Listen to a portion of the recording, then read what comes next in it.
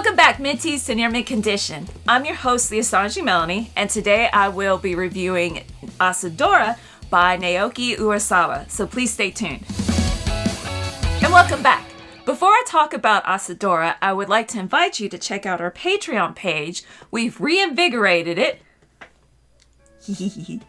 in order to not only fulfill your needs, but also just have more fun and be more active. So please check it out.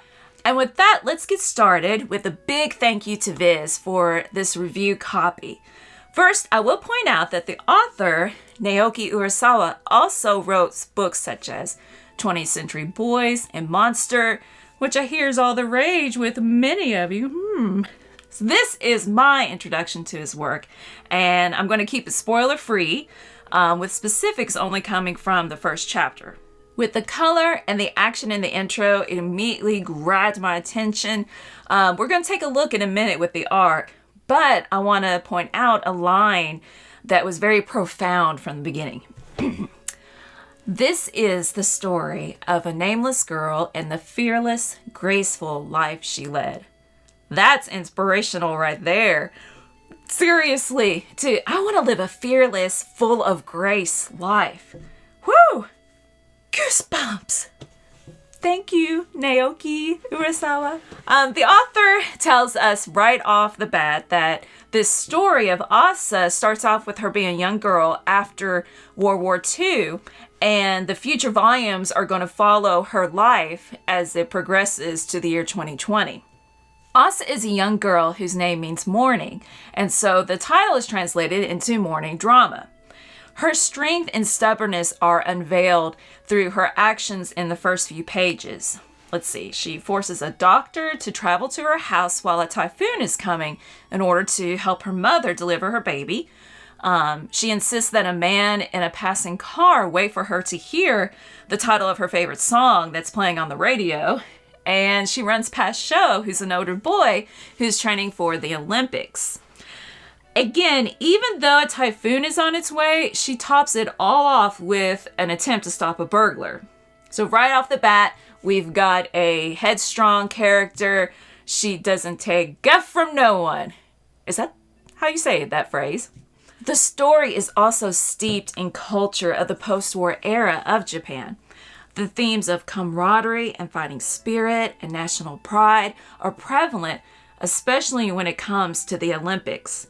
The games are mentioned in the intro, and in the chapters afterwards, we see winning a gold medal for Japan is a very important goal for many of the characters. Urasawa juxtaposes this attitude of fighting to regain pride after the defeat in World War II with the story of a veteran who is forsaken by the community for which he fought. He tries to regain his pride, but society is done with him.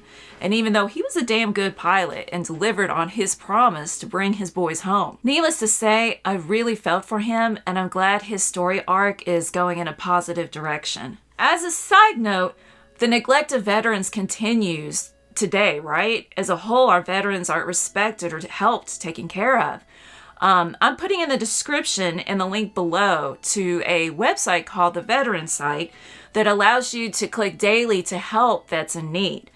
No monetary donations required. It's just the ads that they display on the website pay for every time you click for the donation.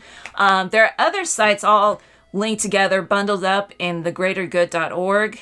I've been clicking and visiting since the year 2000, so it's let's just say I really hope it's legit because it's been around for a long time. Thanks in advance for checking it out. Now, let's take a look at the art. Here's the cover to Asadora. And of course, if you keep in mind the exclamation mark, I really should be saying Asadora! With this very cute picture of Asa, which I hope I replicated for the thumbnail. It reminds me of those Milky Candies mascot, that little girl, Peko-chan. I wonder if that was the point? I don't know, but it's cute.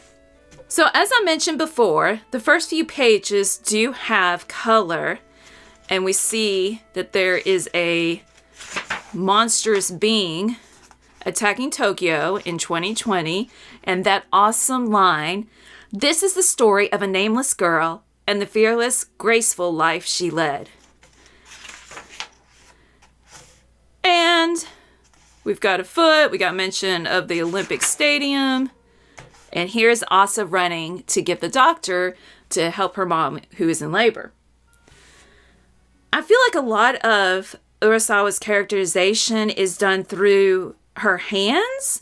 I don't know. Is there a artistic term for this?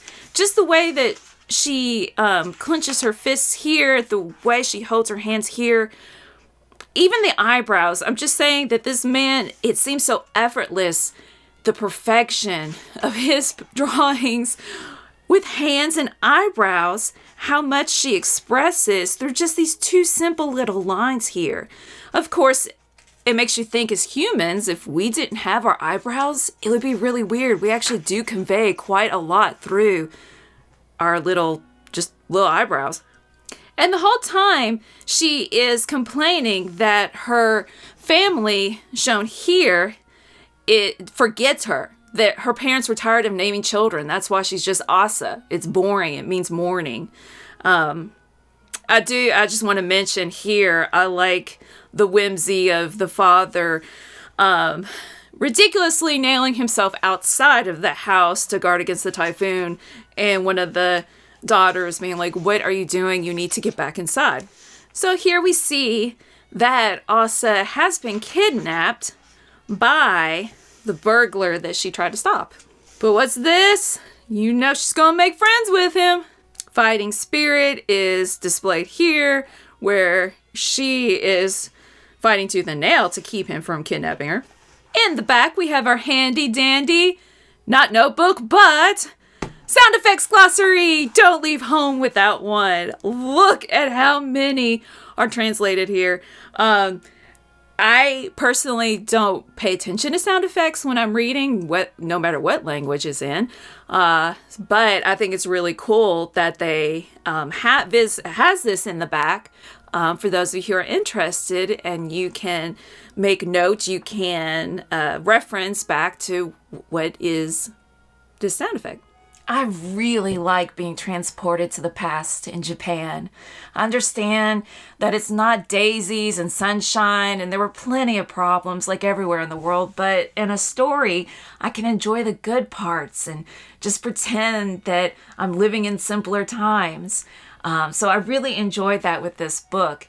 And also, I just like learning about how people live in other parts of the world and in other times. Finally, the mix of whimsy with the never give up spirit reminds me of a Miyazaki film. Not necessarily because of fantastical elements, but because of the theme of people coming together as a community to help each other out. I give this an 8 out of 10. It can only get better.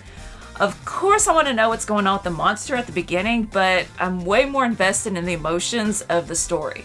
So do yourself a favor and please check this out. Thank you all for watching.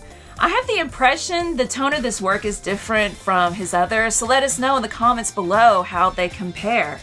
And as always, stay minty!